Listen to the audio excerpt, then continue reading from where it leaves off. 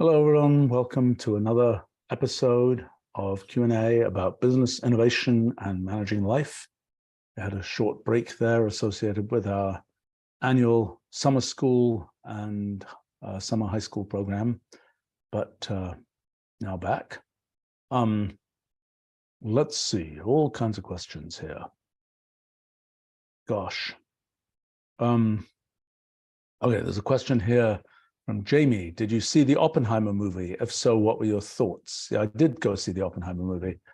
I would say it wasn't quite my favorite. It was a sort of elaborately made movie, but in the end, it felt like it was a story of kind of slightly petty interactions between a set of people with a backdrop of the big story of the Manhattan Project. And I have to say that at least for me, might not be the typical moviegoer, I would have liked to see a little bit more about kind of what was remarkable about, for example, Oppenheimer's role in the Manhattan Project, which was really a story of kind of remarkable leadership of a group of people who had all these different skills, all these different interests, and kind of how do you knit together the folks who know about nuclear physics with the folks who know about high explosives, with the folks who know about chemistry and metallurgy and all these kinds of things.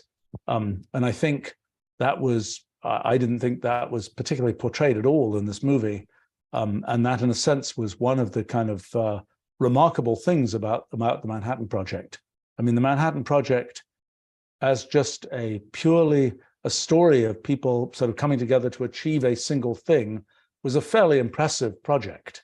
I mean, what, $5 billion, something like that in those days was probably, 50 to 100 billion these days, maybe. I think there have been a series of other kinds of military projects of that size. I think the air defense system that was built in the 1950s to 60s was a similarly very expensive, complicated thing that, like the Manhattan Project, which pioneered many technologies, the air defense system pioneered all sorts of computer, telecommunications kind of technologies as well. But I think it was perhaps less concentrated and urgent than the Manhattan Project. And I think the stories of individual people involved in that project and sort of how they all came together to do this surprising and a very hard to do thing is interesting. I mean, of course, there were portrayals of a few people who certainly people I know a lot about, and a few people who I actually personally knew in that movie, which were, I don't know, there was a bit of a portrayal of Richard Feynman sort of playing the bongo drums. And I remember him telling me about his sort of adventures around the time of the bomb test. And I have to say, I thought in the movie, he looked more like kind of some kind of primate, more like the 2001 kind of primate with waving his arms in the air. At least the son Carl, who had certain great similarities to him, but was obviously much younger, were a little bit more kind of not quite, could be energetic, but in a slightly more reserved way than that. I suppose the other kinds of characters, it was interesting to see the Institute for Advanced Study, where I worked in the early 1980s in the movie. I'm pretty sure, I wasn't looking totally carefully in the shot, but I'm pretty sure that the section of the main building that got added when I was there, actually, for the sake of having what was supposed to be a kind of school of computer science that I was being recruited to lead, the piece of the building that got added for that, I think, was in the shot, which is kind of ahistorical, but who's to know? I think and it looked like the Institute pond that had been there when I was there looked like it was in rather, well, maybe it was historically correct, but it looked rather mangier than it had done when I was there. Maybe it is now, 40 years later, it's mangier. Maybe 40 years earlier, it was also correctly portrayed as being mangier. But in any case, a few thoughts there. I mean, I think that the kind of I know people are drawing some kind of analogies between kind of, the nuclear weapons story and the AI story. I think those analogies are a little bit far-fetched. I mean, I think that the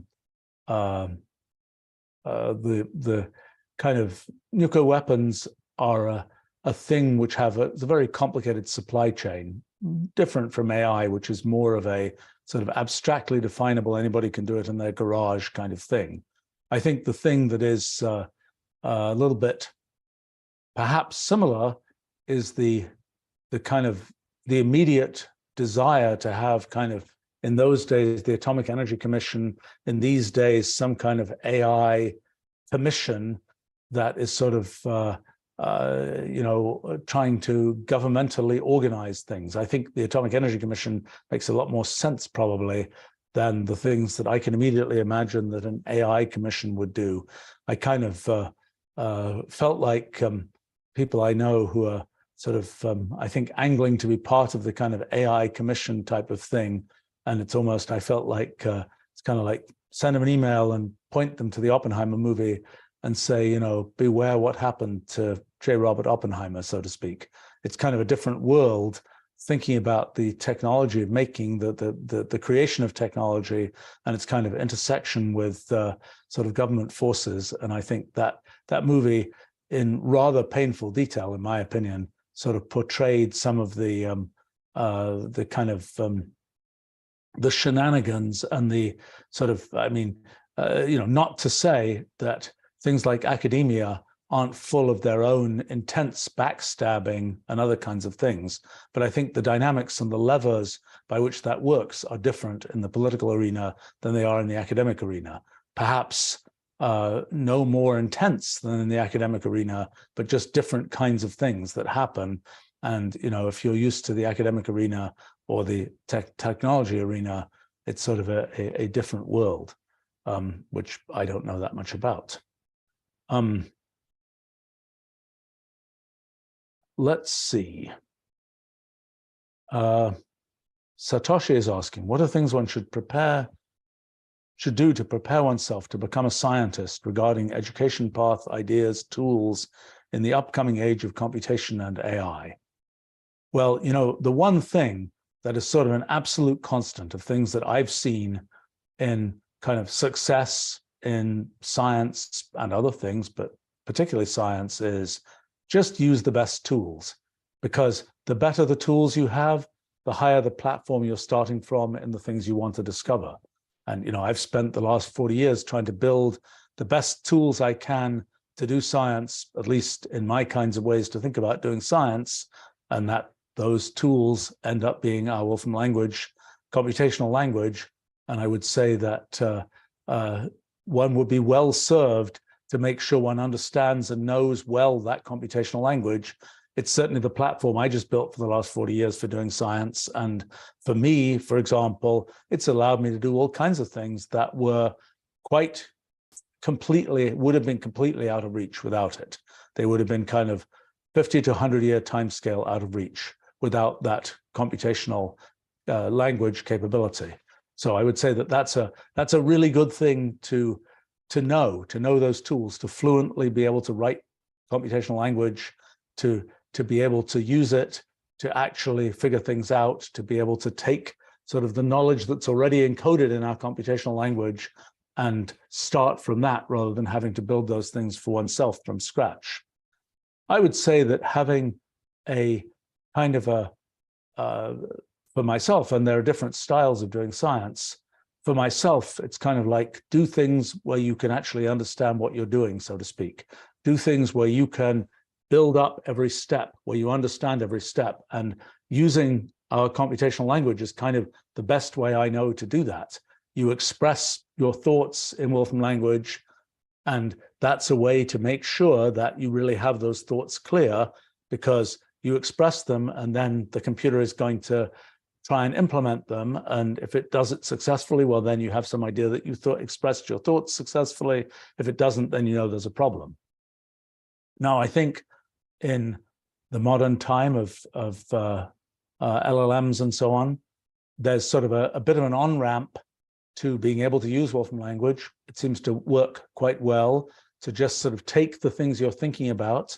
If you can sort of construct a computational way to talk about them, say those things to the LLM, and with reasonable chance, it will write at least some version of Wolfram language code from the things that you've expressed to it. You can then look at that code and say, let me read that. It's kind of a formalism, a notation for representing these kinds of computational ideas. Is it what I meant? If yes, run it and go use that as kind of a brick in the tower that you're building. But I think those are things that are kind of pieces of how you can get to the place where you're sort of fluent in computational language. I mean, I know for myself, when I think about things, I'm thinking directly in terms of sort of structuring those things in terms of computational language, kind of structures, of functions, all this kind of thing. And I can then start to sort of express myself by typing, Wolfram language or whatever, before I could even have explained what the actual thing that I'm going to type would be. I mean, that's kind of what it means to be fluent in a language. And it's really powerful to be able to do that with computational language, because it's not just something where you're saying it to another person. You're able to say it to a computer, and your computer is able to then just do a lot of stuff based on that. So that's the first thing to say. I mean, I suppose the next point to make is learn to think computationally about things. And how do you do that? Well, practice helps, but also there are just a certain number of kind of sort of principles about how to think about that. They have not been terribly well codified.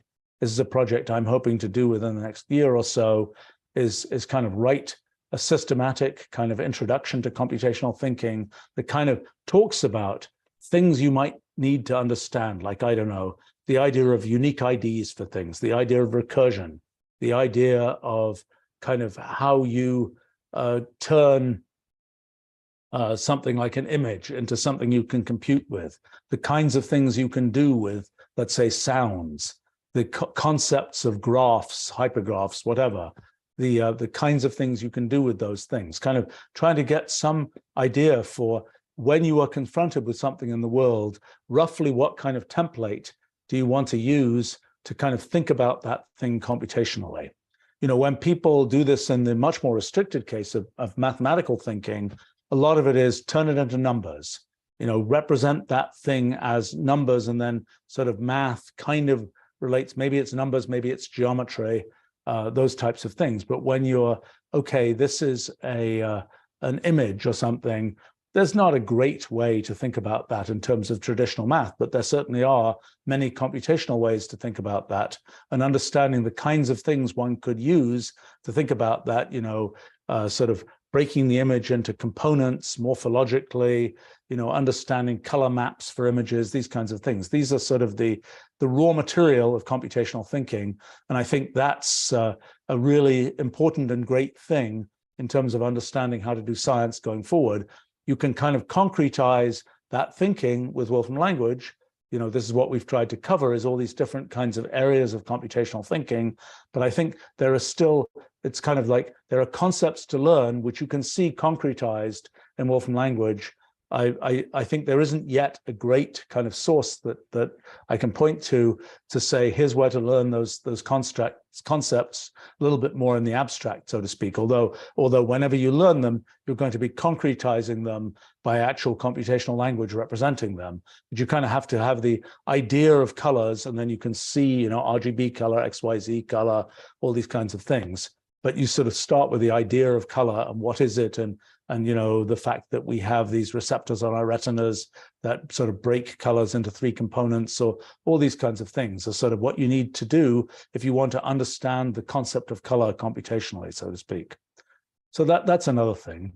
Another thing in terms of kind of preparing for science, there's just a lot of facts to know depending on what area of science you're interested in. But the more you know about more areas of science, the better off you will be.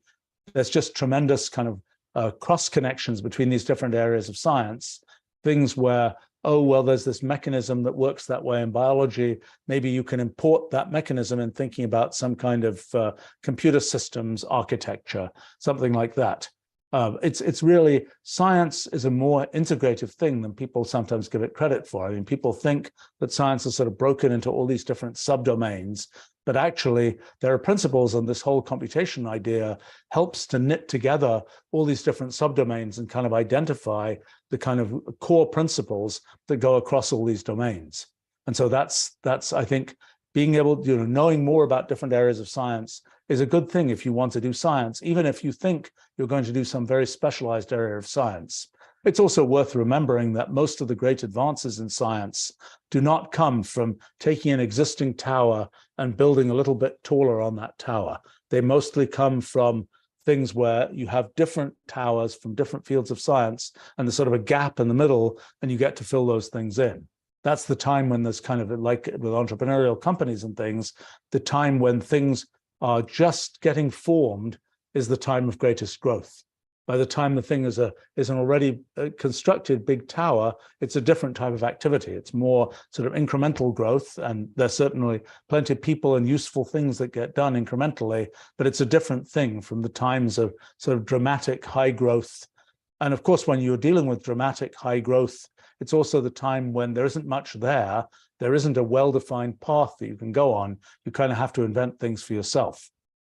And I would say that the other thing about sort of preparing for doing science is, I think I've said this a bunch of times before, the thing that is always the greatest challenge and the thing which leads to the greatest successes is knowing not so much how to answer questions, but knowing what questions are worth asking. And that's something which doesn't tend to be taught in kind of the learn to do science school type thing. It tends to be something that that tends to be mostly about, given this stuff that's already there, here's how to operate in that world. Here's how to run the mechanics of that world.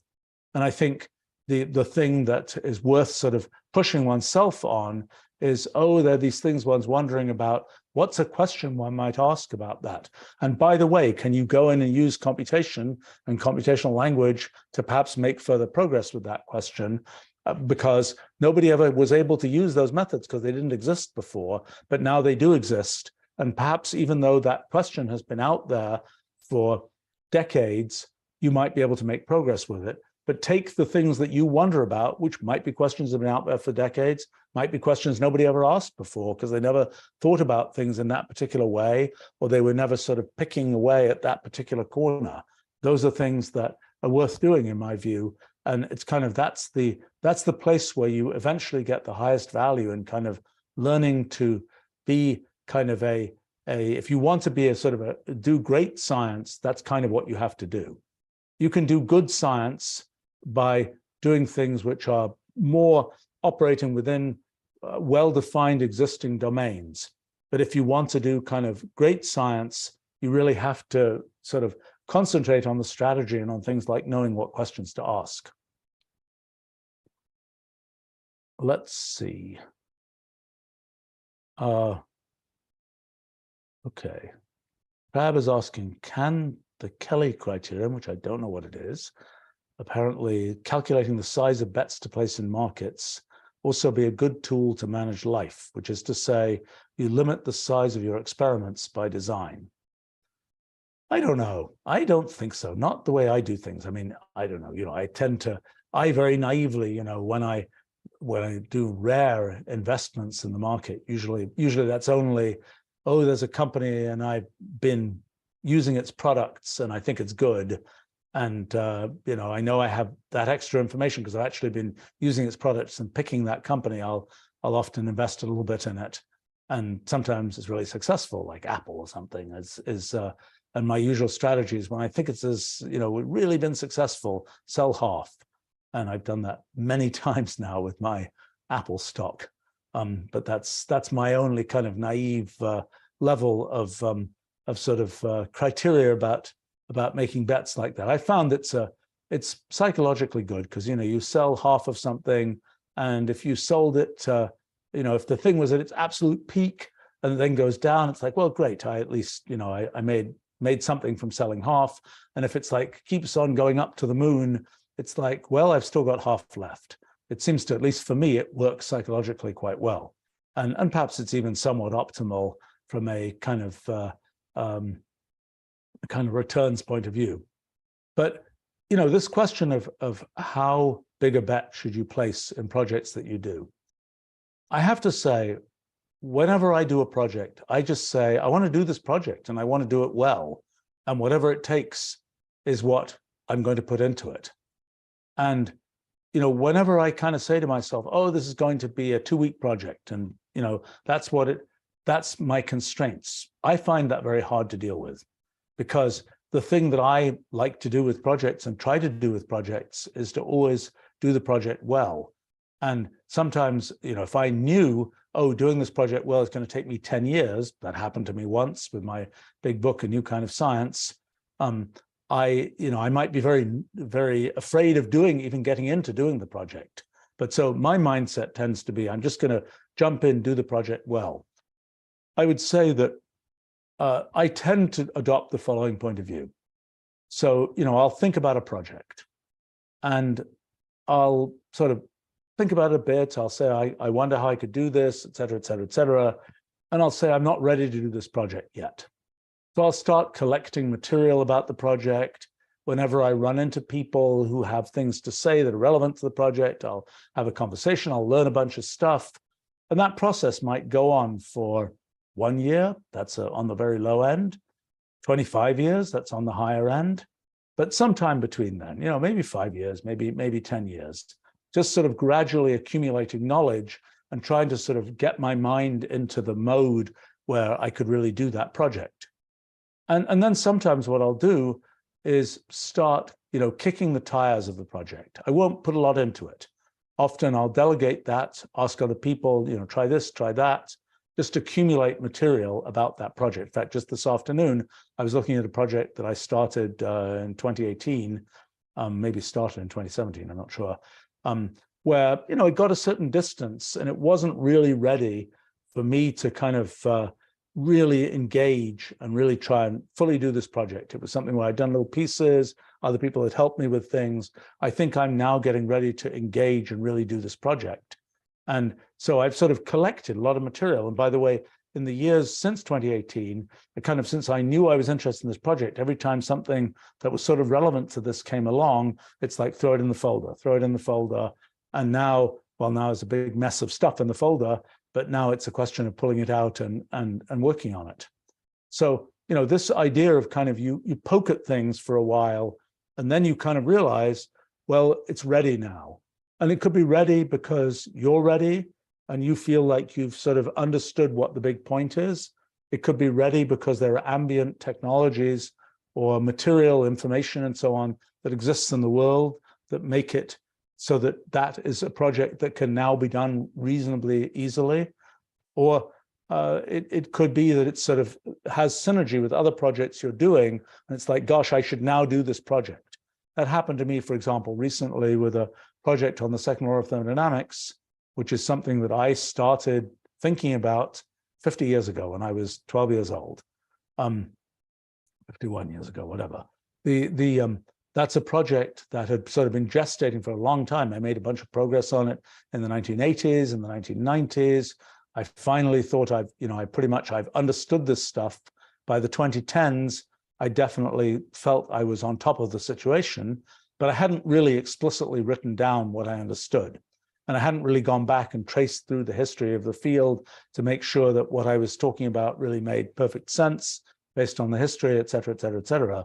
And so I finally did that starting last summer and just published a book about it just now. That was a project which had, and why did I do that now? Part of the reason I did that now was because I kept on realizing, oh, we're doing a project about fundamental physics and so on. I keep on needing to refer to the intuition and the results that came from my study of the second law of thermodynamics. That was kind of a thing where, let me just get that as a solid thing that I can just point to and that I can make sure is solid, because it has synergy with other things that I'm doing. So those are sort of typical reasons where a project finally gets taken out of kind of gestation and hatches, so to speak, and really gets done.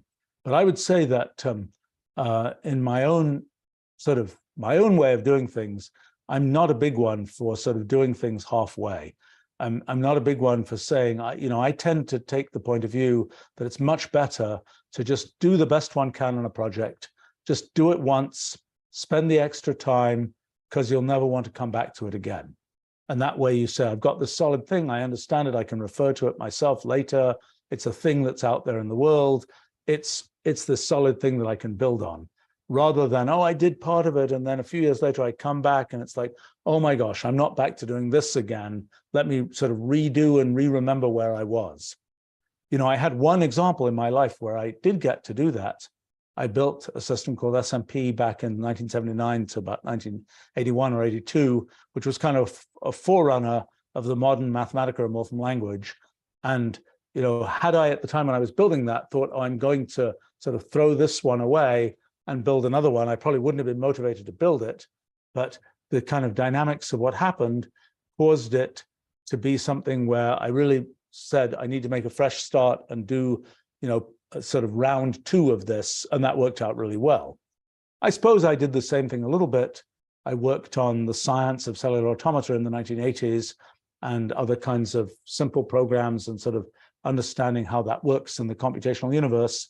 And I wrote a bunch of papers, which I think are for what they are sort of definitive things to say about those topics, and they kind of are sort of definite units of work and you could say achievement, so to speak. And then I came back sort of in the 1990s and decided to build this much bigger structure sort of on top of that. It wasn't like I knocked those buildings down. It was more like I built this giant sort of overbuilding, so to speak, in which those buildings were just small parts. But those buildings were still, in a sense, sensible on their own. And for me, the particular way that I choose to do projects, I've just found it works much better to sort of go all the way in doing a project and say, okay, that one's done. Now I can sort of put it aside, build on it, rather than let me do kind of a half version of this project and see how that works, and then go on and do another version of that. Now, having said that, I will say that in terms of the sort of the flow of one's life, there are definitely things one ends up doing where one says, well, I did that and I really liked that, or I did that and I hated doing that. And, for me, I don't know, there are things I've done in sort of very, for example, very consumer kind of media kinds of things, which just aren't a good fit for me, because I'm not, as you can kind of tell from these live streams, I'm not a talk in sound bites kind of guy. And it's just not a very good fit to have, there's a 2-minute segment on this, morning TV show or something. That's not a good fit for me. And, you kind of learn those things. Or you learn, I do a little bit of historical research on something, and you learn, I really like doing this historical research, I'm going to do more of that. Or you learn, I'm going to be an advisor to a company in this or that way. That's kind of interesting. That, that's a thing where I feel like I'm providing a lot of value to them, and it's kind of fun to do, and so you do more of that. Or another thing where just different things where you notice that there are things you like to do and things you don't like to do. And certainly for me, I've sort of collected through the course of my life different kinds of things where I say, I like this, I don't like that. And then that's kind of the thing that you use as the pattern going forward. So in that sense, sort of making the small bets on, let me try doing this. I mean, like right now, I'm sort of having this fight with myself about whether I should travel a bunch going forward. And I'm going to try some more experiments and sort of decide what parameters of sort of how exotic the destination is versus kind of what I get out of different kinds of things, and what things kind of represent too much wear and tear and so on, and try and sort of figure out experimentally, so to speak, whether I want to do that or not. So I suppose in those kinds of things I do that, but in terms of projects that I do, I don't tend to take that point of view, except in sort of the aggregate of types of projects I know are a good fit for me and types that aren't. Aaron asks, are you using any LLM functions for managing your daily workflow? If so, which ones? Well, one thing I'm definitely doing is using LLMs to summarize things that I might read. And I think I'm going to do more of that. Certainly, for example, the daily digests that people at our company make of kind of new things going on with LLMs, I really got fed up with trying to read the abstracts for papers and so on that were all written differently and often very ponderous, and they don't get to the point until sentence 6 or something. And it's like, just get an LLM to summarize these things. And that works really well. And the fact that the LLM text is kind of dull is irrelevant. It's actually a feature rather than a bug. So that's been an example. One, I was just looking at this in actually a meeting, which was live streamed just a little while ago here. That's really one I didn't see coming, is when the LLM writes Wolfram language code, it makes up function names of functions that it thinks should exist, but they don't exist in some cases. In most cases, they do exist. And I kind of feel like patting myself on the back, like that was the right name for the function. Even the LLM thought so, so to speak. Even from its sort of extrapolation from what's out there on the web, that was the obvious name. Sometimes obvious takes hours and hours of thought to come up with, but the obvious turned out to be the right obvious. But it's made up a bunch of functions which it thinks are there and they're not. And some of those are pretty good ideas, and we're going to implement them. And thanks LLM for kind of getting the statistics of what people talk about out there. It kind of saves us time to be able to do that. Other LLM things, let's see. I've been doing, I'm using chat notebooks a bit. I think I'm using them increasingly as they get a little bit more polished. I haven't yet been using them really to write code myself. I may or may not start doing that. We'll have to see. It's kind of right on the edge of whether that's worthwhile. I guess I've been using them a little bit as an alternative to kind of documentation search, for things where I kind of roughly understand the concept, but I can't remember what we called it.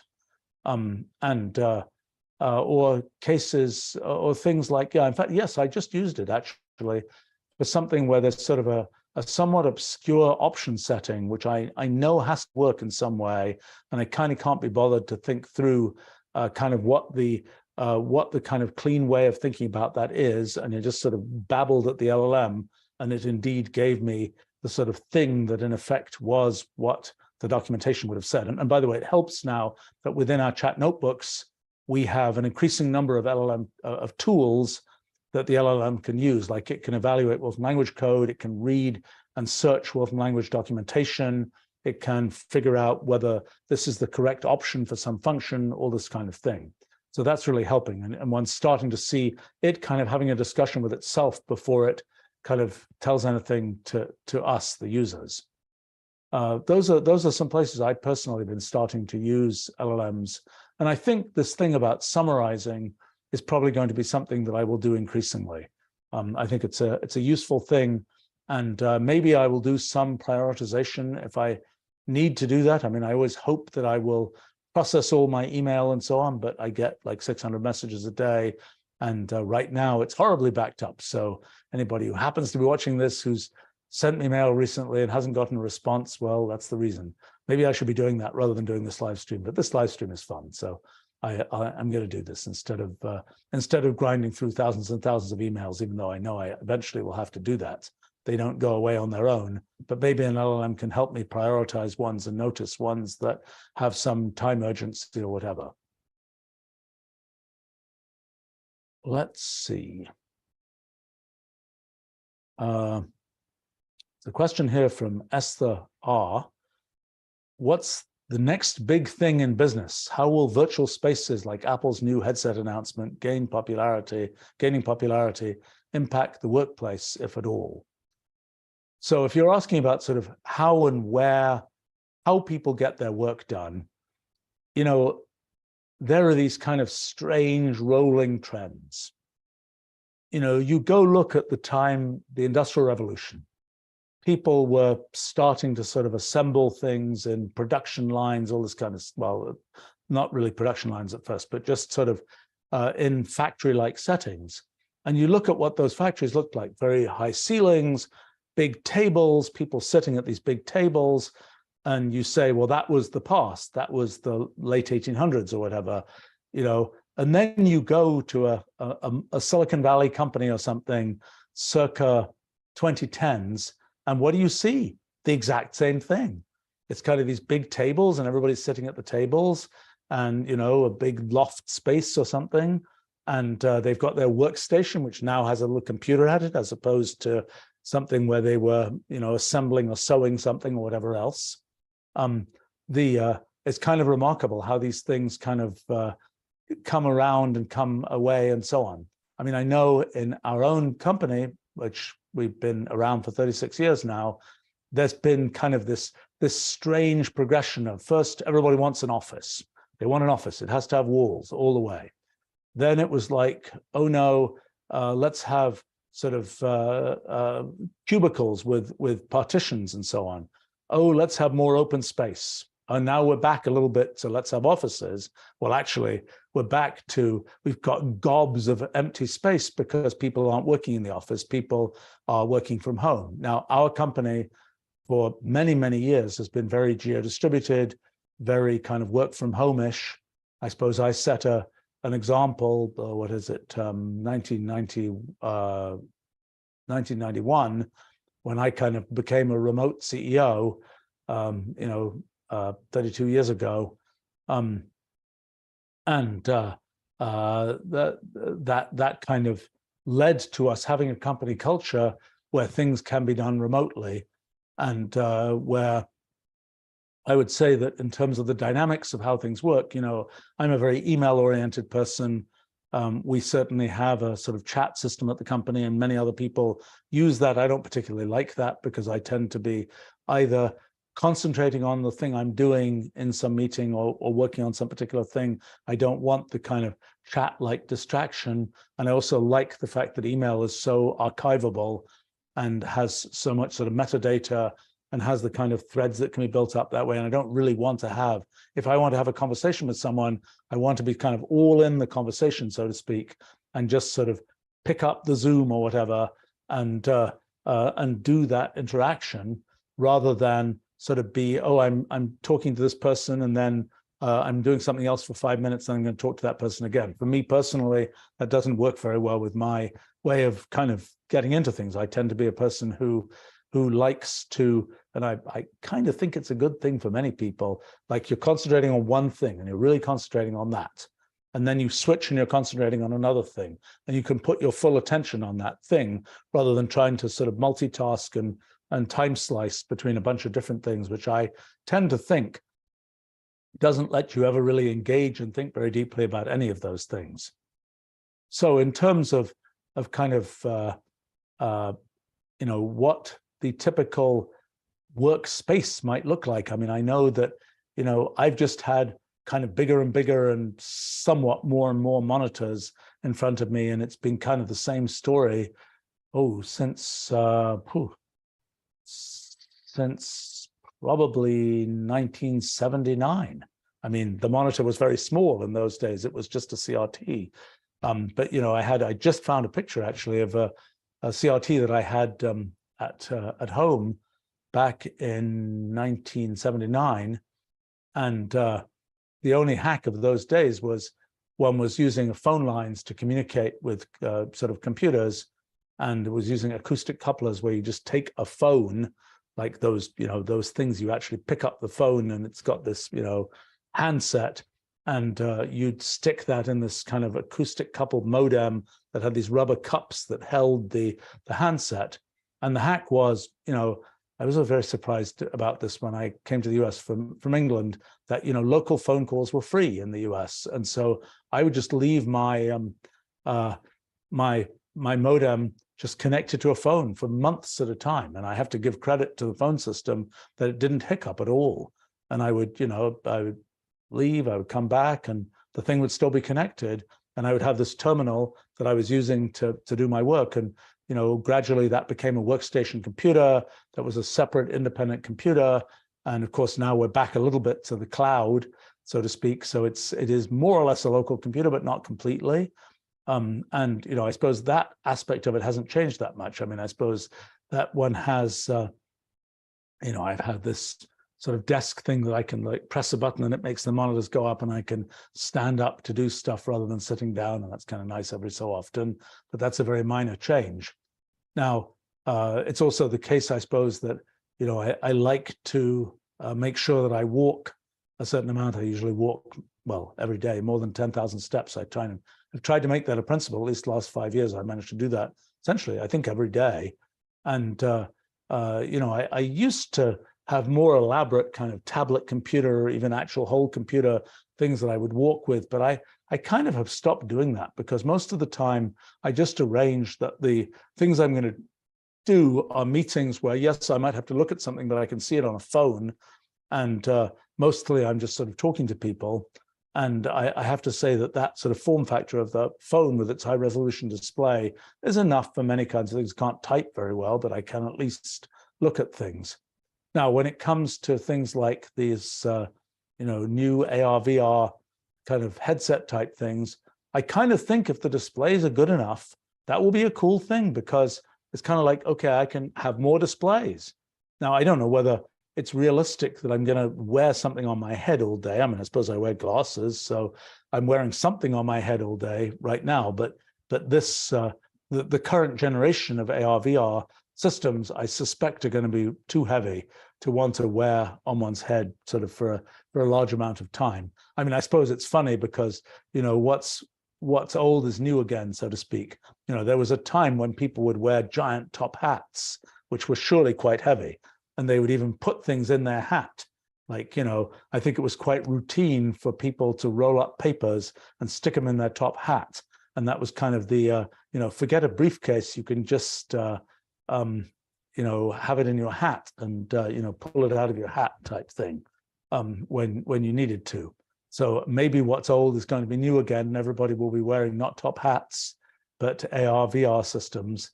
But in any case, I think it will be a very convenient thing to be able to have, if the displays are good enough, to be able to sort of just have all these virtual displays.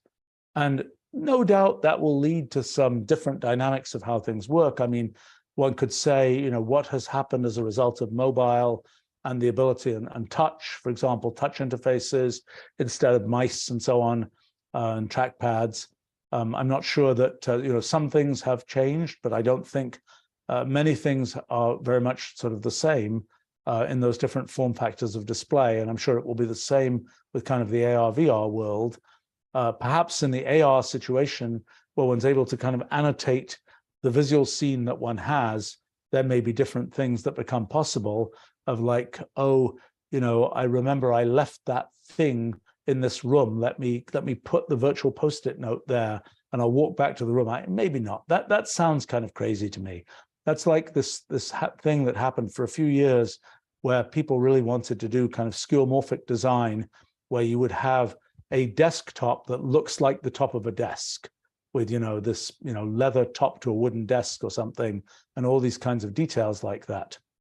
I have to say, I think I've said this before, when I first saw Windows, the idea of a Windows system and so on, which must have been 1979, 1980 or something, really seeing the first version of that at Xerox PARC when I visited there a couple of times, I always thought this isn't going to work. It's always a mess to have papers on your desk, and one paper gets obscured by others and you can't see what's there. It's like, really, do we want to repeat that mess on our computer and so on, and have these things where you have overlapping windows and you can't get to the one behind because there's one in front and so on? But it turns out, well, actually that works quite well. People, we're essentially building something that fits in with our model of the world. And it's kind of something where when we think about user interfaces for things, they've kind of got to map into things we already know how to do. For example, at one level, computer languages, computational language, and so on, that's leveraging the fact that we already know human language. It's leveraging the fact that we have words we know from human languages that we can use as sort of computational definitions and so on. And there are all sorts of different ways in which we're kind of leveraging things we know. And so the question is, what can you kind of still make use of things we know? And like one of them is you turn your head and there's something different there. And that's something we're then making use of in a kind of AR, VR environment. There are things where you might think humans could deal with it, but they probably can't very well, like graphs, where you have all these complicated connections. And you say, I've been thinking since the early 90s that I should be able to use VR to represent kind of some complicated graph that happens to be relevant for our models for physics, and then sort of just use my fingers to kind of manipulate that graph. That's probably another thing that will come probably with this generation of VR, AR, is being able to do things. That's something we haven't really had, being able to sort of do things with our fingers in space. You know, if we want to mold a 3D shape, just being able to use our hands to do it like we mold a piece of clay, that's something that we are evolved to do, so to speak, but we haven't really been able to do in a user interface. And that's probably a thing that will come. And, you know, it has been rather difficult to construct sort of 3D objects. It's pretty difficult to do that with, you know, mice and, you know, moving things around and so on. That may become vastly easier. The consequence of that, I'm not sure. For things that somebody like me does, you know, or that maybe I don't immediately see the consequence. In terms of kind of what things like, you know, the different kind of flow of things in workspaces, you know, I think one of the things, when you see people in the modern industrial revolution type setup, one of the features of people is they have these big headphones on, their whole audio environment is very sort of internal to them, and they have a display and they're mostly looking at the display.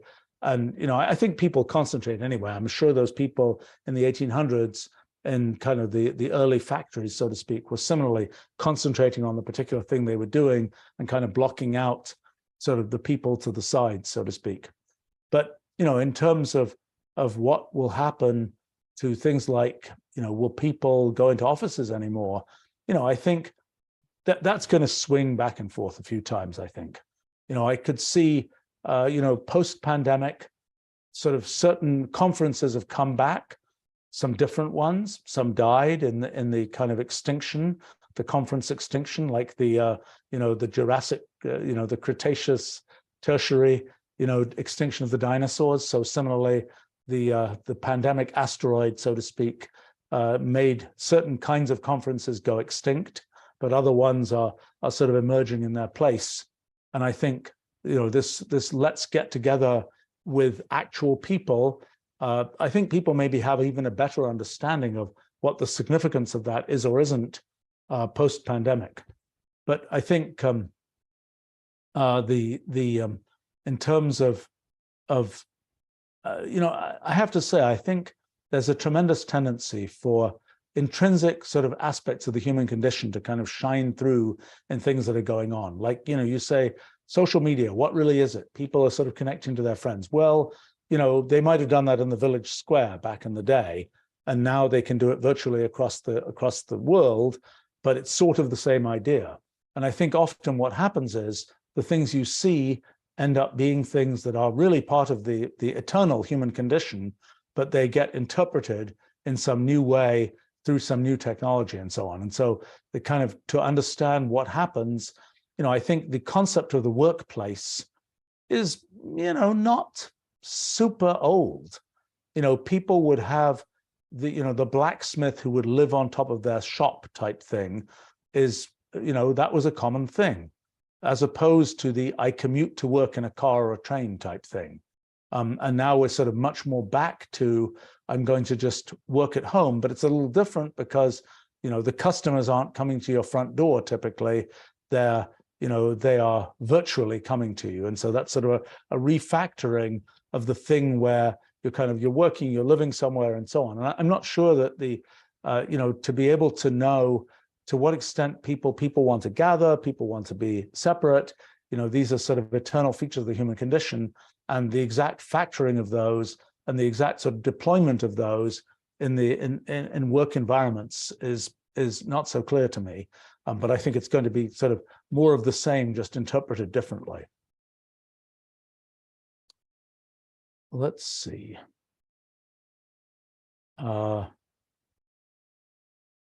Let's see. Jake says, I'm a software engineer with about 8 years of professional experience, interested in transitioning into the field of AI and machine learning. I found it, says, quite difficult to find careers in the marketplace that don't require 5+ years of experience. Any advice about how to best make this transition? Well, you know, sometimes I wonder, you know, there'll be fields which are really new And there'll be job ads that say needs 5+ years of experience in this area. Or there are things where it says you need a union card or something to be a member of this, but to be a member of the union, you have to have been already doing it for X number of years. And it's like, this is how does this work? How do you get to that point? I think the thing to, if you're sort of a software engineer and you're looking at kind of AI machine learning, I think the thing to do is to think about the corners of AI machine learning, which are just software engineering. I think that there is a part of sort of machine learning that is frankly not done by that many people, that is kind of mathy, physicsy type stuff. And that's a different end from the software engineering end. At the software engineering end are all the things about wrangling all those machines that are doing training, or being able to distribute queries in an LLM, or being able to manage training data, those kinds of things. There are a lot of very software engineering type tasks that are just right adjacent to the kind of to what you might think of as the coolest AI stuff. And I think also that a lot of the value of what's coming out of LLMs, it's going to be software engineering.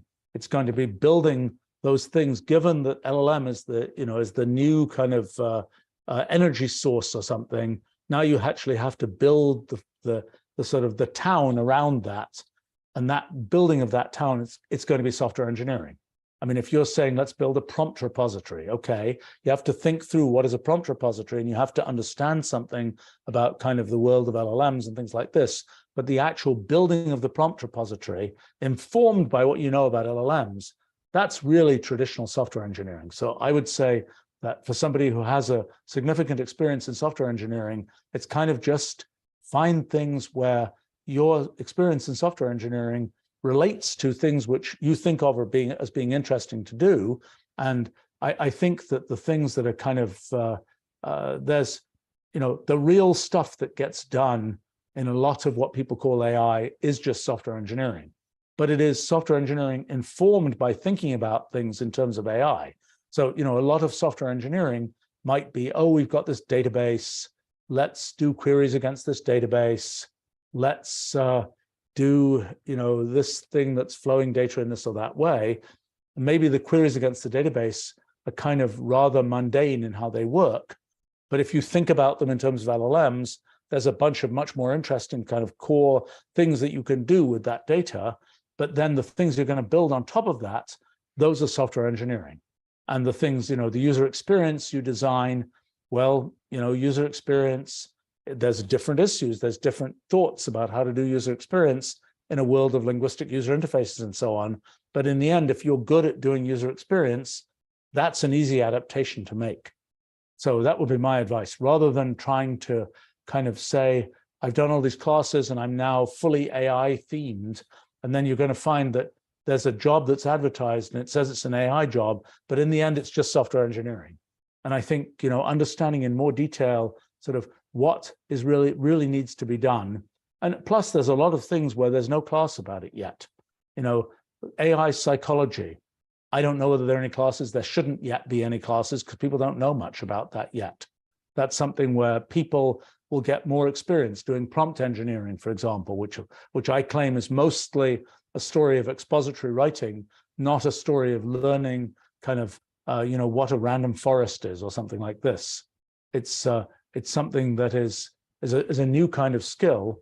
And I think those are the kinds of things people should kind of concentrate on, rather than worrying, did you get, it's kind of like people say, well, if you want to be I don't know, some profession, you kind of have to learn calculus. It's like, really? When are you ever going to use calculus in that profession? Now, I have to say that lots of people use tools we built to learn calculus. So I'm happy there's lots of calculus learning that happens in the world, and I'm happy to be able to support it.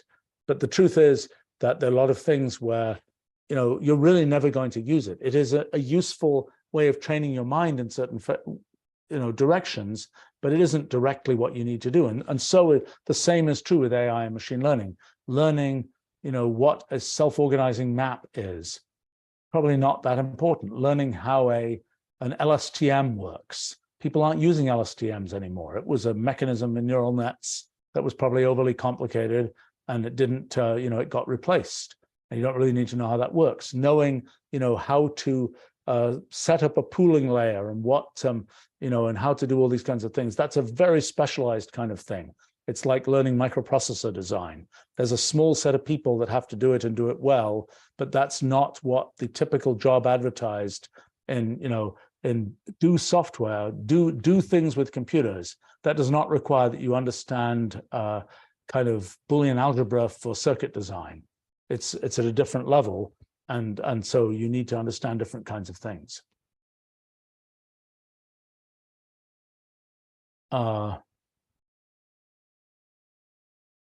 Let's see, Nachos is asking, what do you say to people who are scared to lose their jobs to AI? There are a lot of young professionals in the tech sector just getting started, becoming data analysts, project managers, engineers, starting to hear lots of bustle about these careers not being good investments in the long term. Yeah, well, mundane programming has been a thing that has been sort of a bubble. I don't know, mundane programming of write your low-level code, sort of pandering to the computer using languages that are kind of just sort of slight kind of updates to the languages that have just existed for 50 years. Yeah, a lot of people have been doing that, and that really isn't something that needs to be done. I mean, my own efforts in building our computational language, the big story has been automating much of that low-level programming. So, what might be, 300 lines of, I don't know, Java code, Python code, something like this, ends up being, because of the things that we've built over the last few decades, ends up being, 2 lines of orphan language code. And yes, you can write the 2 lines of orphan language code, and it's a lot easier than writing that big blob of other code and putting together all these weird libraries and things like this. And that's the thing that's what I've been trying to achieve over all these years, is to really be able to sort of build the best sort of acceleration of human thinking with computation, and to build kind of the sort of best encapsulation of things we already know. And I think that, to me, it's kind of ironic that people are like, oh my gosh, pieces of programming are going to be automated. It's like, come on, guys, we've been doing that for 3 decades. And, a lot of people, and particularly in the R&D sector, make lots of use of that, have done many magic things with it. But there's still an awful lot of people who are doing what one might call grunt programming, just sort of putting together these lines of code in this way and that way. And yeah, that has been automated. It needed to be automated. There's now a great big flashing sign that says it's being automated. And that wasn't a good bet.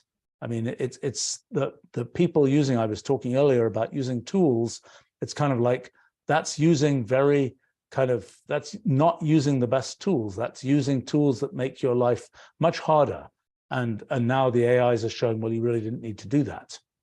When it comes to things like data science and so on, once again, the things that we can provide with computational language, those are not going away as human activities, because the ultimate thing the humans still need to do is to decide, well, what is it that's interesting? What's worth looking at? What's that's something where maybe the LLMs can give some little suggestions, but really that's ultimately a pretty human story. And it necessarily so, because it's kind of like the AIs can investigate an infinite number of things, but we humans have to decide what we want to investigate. And so the real story there is, can you get to the point where you can do computational thinking well, where you can take kind of human ideas, think about them computationally, and then implement them. And that implementation, if you use computational language, should be a very straightforward step. If you choose to write all your code in C++, it's going to be very hard. And you're going to spend weeks and weeks doing that. And that's going to be most of what you spend your time doing. But that hasn't been necessary for decades. And the fact that people still do it is just one of those anomalies of history that no doubt will eventually be seen as a, gosh, why did people do that to take all that trouble? They could just have done this thing automatically, so to speak. Let's see.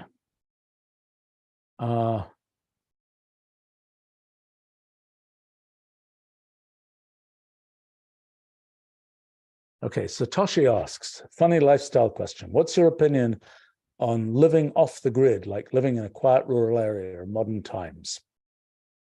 I mean, at some level, with some version of the definition of that, somebody like me does live off the grid.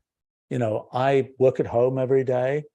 I do go and sort of interact with, I'm interacting with the world a lot, but I'm not kind of in the bustle of kind of being, even in a city or kind of, going into an office or anything like that.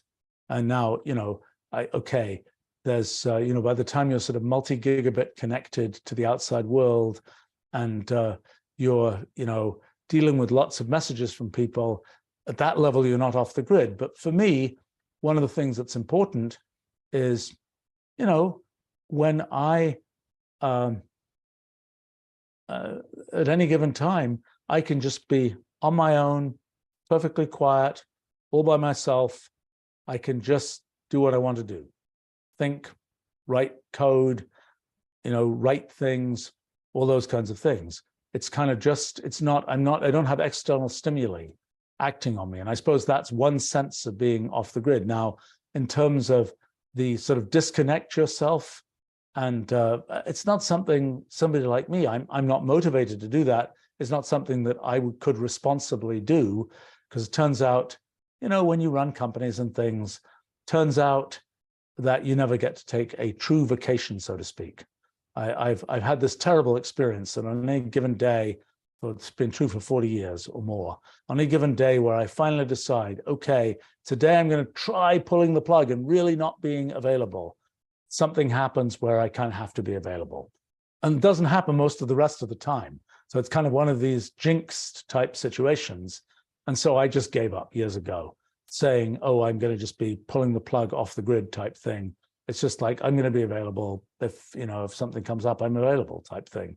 And that for me, I mean, I think that the fact that I get so much time where I'm kind of able to be just sort of quietly sort of on my own is, I kind of need that.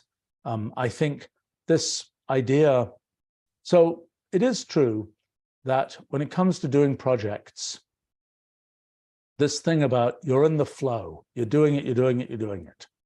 And then for some reason, you're like, well, I'm not really doing it. Like, the number of times when I'm kind of like, I've been thinking about something, and then I'm about to go to sleep, and I'm like, brushing my teeth, whatever it is.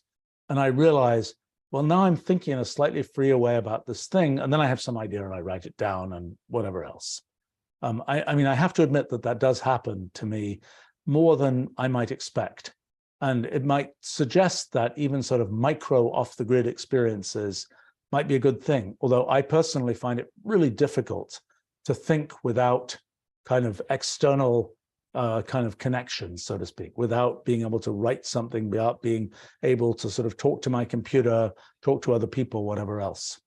So, I mean, this idea of, okay, if you're on the desert island, or I think you mentioned Isaac Newton here, who spent 1665, 1666, I think, sort of off the grid because there was a plague in Cambridge and he wanted to kind of go to the countryside to not die of plague. That time was quite fertile for him. But, I think quite a lot of the reason why that happens to people is because you have daily responsibilities. And if you're always doing your daily responsibilities, you never get a chance to kind of think about anything bigger.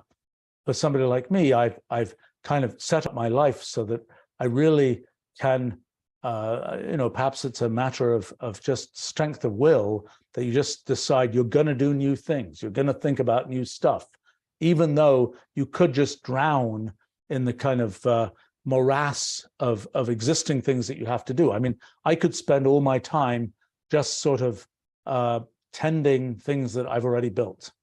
I choose not to do that. It does take some force of will to not do that, because it's very comfortable and simple to just do that and rest on things you've already done. But I'm always sufficiently interested in new things that I go ahead and try to do them. Let's see.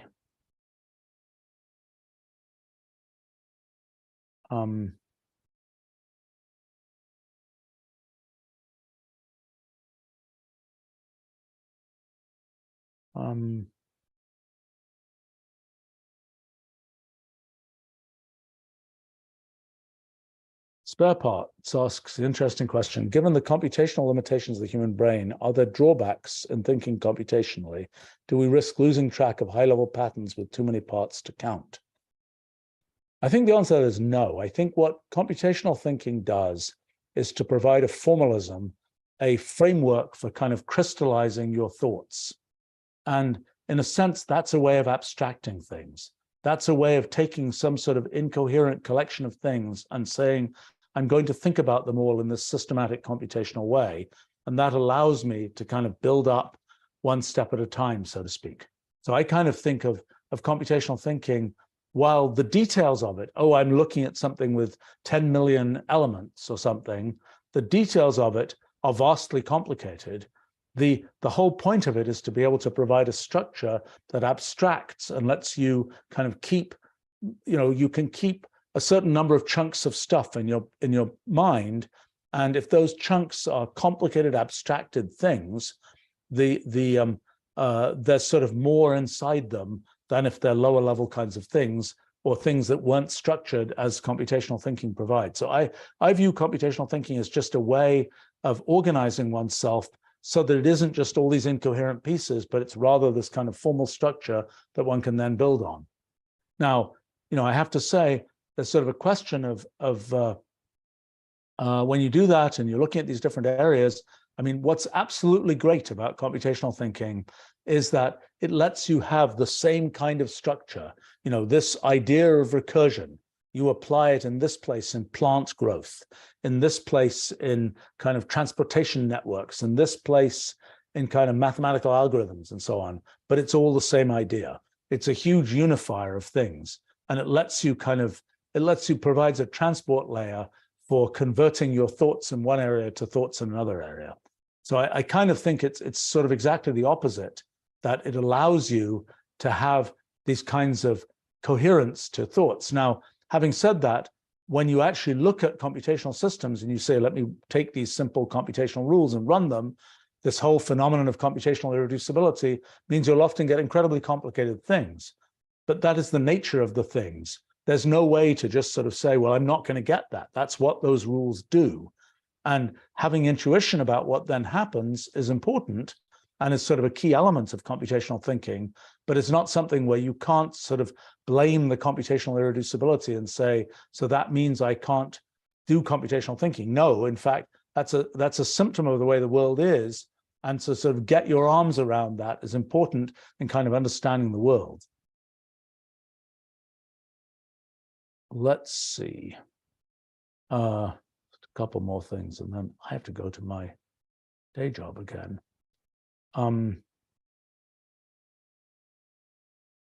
Aaron asks, when you were starting SMP back in 1979, if someone else had already made great progress in building a full-scale computational language, what would you have done? I would have used it. Simple as that. If I had not had to build SMP, I would have just used what existed. And I think it's an interesting question whether, if I had not gotten deeply engaged in the sort of construction of the thing, would that have not allowed me to learn a lot of things about computation? I think in the end, it might have been a net negative, but certainly locally, it would have been a big positive. I would have just started exploring all kinds of things in physics and computation and so on, just using the tools somebody else built. I mean, it's been interesting for me at different times. I use tools other folks have built. I mean, like, for example, 23 years ago, I was using automated theorem proving. That's more than that now. No, that's about right. I was using automated theorem proving systems where I hadn't built the innards of those systems. I was just a user. Turns out there weren't actually other quotes, just users at that time. The only users were builders at the time of those systems. It's a strange thing. People, you know, they're tools people could have used, but they didn't. Same story over and over again. But for me at that time, I would say I used them. I did useful things with them. I discovered some cool things that people in those fields were a little bit shocked could actually be discovered by the tools they built, but and found it a bit disorienting. But it was, you know, I was just a user and I didn't have to build the system. Now, in more recent times, I've gotten much more involved in building those particular kinds of systems, particularly as I worked on metamathematics and so on. And yes, I have gained quite a bit from my getting inside what has to be done and understanding how one actually builds it. But that was 20-something years later. And at the beginning, I just used it. And I would have been very happy to do that back in 1979, except that the things that I wanted just didn't exist at that time.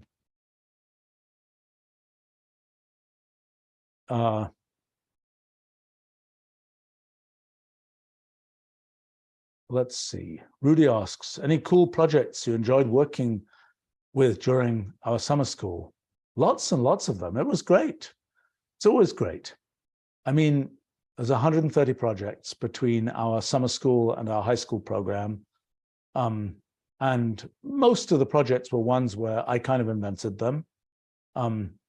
Usually kind of, it's an interesting process, you know. You've got people with all kinds of skills and interests. You've got things I've been thinking about, you know, all year or for years. And it's kind of like, can you put these together? And sometimes I'm like really feeling very pleased with myself. Sometimes those ones are the ones that work the best. And but it's kind of like, can you match projects to people? It's kind of a speed version of what one has to do in running a company, is matching projects to people. And so I try to do that. And you know, I have to say that essentially all the projects are ones where I'd like to know what comes out. You know, it's kind of, it's sort of helps motivate me and helps me kind of be able to motivate other people when they're projects where I care about the outcome. And yeah, there were lots and lots of very interesting projects. And in fact, I haven't even had a chance to, there are a whole bunch where I've kind of pinned them as I should understand this project better and what got done. And I haven't had a chance yet to do that. Hope to in the next few weeks. So I think that's a, yeah, it's a lot of fun. And I hope it's valuable to folks who do these programs, it seems to be, to kind of, you know, create projects. I have to say that you know, they're very, very, sometimes the projects that get done are pretty close to being sort of papers. They're much more often close to being things like function repository entries. And, you know, major functions in the language, they're often the seeds for that, but that won't come to fruition for a while. Things that turn into things that are seeds, that's very common. I've been really pleased. It's been wonderful actually to see many cases where kind of something that one came up with as this is a good project for this person becomes a seed for what will become sort of a whole sort of at least piece of a career of doing sort of extensions of that kind of project. That's really, really, I mean, I feel good about that when that happens. And it's really a, you know, one feels like one seeded something useful. All right, one last question, and then I need to wrap up for today. Satoshi asks, science somewhat requires integration of many disciplines, but in academia, almost the only way to progress in your career is to publish stuff in your area of expertise. Yes, that's a serious bug in modern academia. It didn't used to be that way. It's a feature of how big academia has become and how streamlined it has had to become by necessity because of its size, so to speak. I don't know what the best way around that is. I think sometimes what you see people do is, well, I'm doing this one definite thing, but I'm doing these side projects over here. In a sense, I did that. You know, I was a physics professor, basically, and I started building computational kinds of things and then studying computational kinds of systems. And, you know, had I I had this thing that, you know, in fact, now that I think about it, you know, I got hired to be a physics professor, even though perhaps the most interesting stuff I was doing wasn't physics at that time. And I suppose that's a strategy, is you do your day job and then you do the other stuff that is kind of the outside the core area for which there's a value system built up as kind of a hobby. And maybe in fact, and this has happened to so many people in the course of sort of academic history, that the hobby becomes the thing that they're most known for, whether it's Charles Dodson, and who was a logician, and his Lewis Carroll Alice in Wonderland type books, or whether it's you can talk about a whole collection of different academics who've had sort of a side gig of, for example, doing things like writing books, or a side gig of becoming an expert in some field that isn't yet really quite a field. They have their day job doing combinatorics or something, but their side gig is becoming the world expert on calendar systems or something. Or they're and then it turns out the thing that they are most known for and where they can make the most progress is that kind of thing that they kind of started as a side gig. I mean, I think that that in a sense, whenever it's kind of almost a self-defeating feature of academia, that whenever something becomes big enough that there are systems that let people do it in a routine way, probably the most interesting things to be done in that area have already been done. So it's kind of like, how do you set things up so that people can do the kind of the early stage interesting stuff? But it's not very easy. I mean, at different times in history, for example, I don't know, in Oxford and Cambridge, people would sort of bet on young folk very early in their careers and say, okay, you got a job for life, you do whatever you want. And sometimes that would end very badly. But sort of it was a big spectrum of results, where some are very, very good, lots were mediocre, and some were really bad, sort of personally for the people and so on. But I think that's a thing that's kind of hard to do, particularly in the kind of American style of meritocracy and so on, to say, this person, we don't really have a lot of evidence, but let's just bet on them and set them up with this kind of good setup for life. By the way, it's not necessarily kind to the person to do that, because it's only a very thin set of such people who will end up, being very successful in what they do. I mean, it's kind of like, what happens when somebody, inherits or gets early in life, a big chunk of money. And then it's kind of like, well, they might, that might be the worst thing that could happen to them. They might, sort of veg out for the rest of their lives, or it might be the very best thing that could happen to them. And they'll take that and use it as a platform to do amazing things. Those are kind of different directions that happen that are very kind of character dependent and maybe circumstance dependent, but I think probably more so character dependent. And it's something where, being able to make those bets doesn't feel very meritocratic. But in fact, if you want to have for society, taking those bets may be the best thing. Not good for the individuals on whom the bets are taken, because they may just veg out.